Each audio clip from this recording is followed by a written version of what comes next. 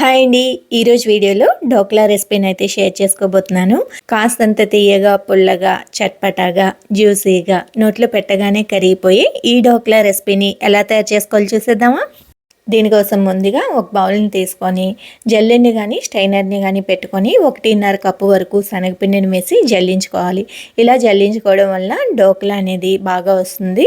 దీంట్లోని కొద్దిగా పసుపు, హాఫ్ స్పూన్ వరకు ఉప్పు, 1 స్పూన్ వరకు పంచదారని వేసి ఒకసారి కలిపేసుకొని కొద్దిగా నీళ్ళని యాడ్ చేసుకొని బ్యాటర్ని కలుపుకోవాలి.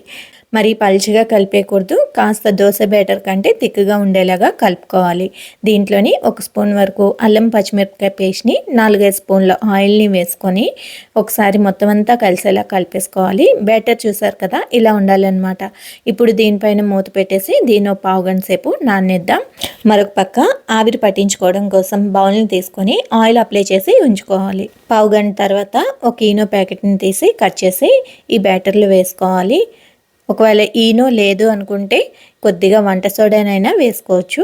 దీంట్లో కొద్దిగా వాటర్ని వేస్తే యాక్టివేట్ అవుతుంది. ఇప్పుడు ఈ మిశ్రమాన్ని అంతటిని బాగా కలుపుకోవాలి. మీకు ఈనో వేసిన తర్వాత ఫోమీ టెక్స్చర్ వస్తుందన్నమాట. చూసారా, ఇలా ఎయిర్ బబుల్స్ అనేవి ఫామ్ అవుతాయి. ఇప్పుడు దీన్ని ఆయిల్ అప్లై చేసిన బౌల్లోకి ట్రాన్స్ఫర్ చేసి ఆవిరి పట్టించుకోవాలి. దానికోసం మరుగుతున్న నీళ్ళలో చిన్న స్టాండ్ని కానీ లేదు ఏదైనా ప్లేట్ని పెట్టుకొని ఈ బౌల్ని కూడా ప్లేస్ చేసి మూత పెట్టేసి ఆవిరిలోని 10 నుంచి 15 నిమిషాల వరకు ఉడికించుకోవాలి. ఇలా టూత్పిక్ సహాయంతో కానీ చాక్ సహాయంతో కానీ చూసామనుకోండి, అంటుకోకుండా వస్తే కుక్ అయిపోయినట్టే. స్టవ్ ఆఫ్ చేసి కంప్లీట్గా చల్లారనివ్వాలి. చల్లారిన తర్వాత డీమాల్ చేసి కావాల్సిన సైజులోని కట్ చేసుకోవాలి.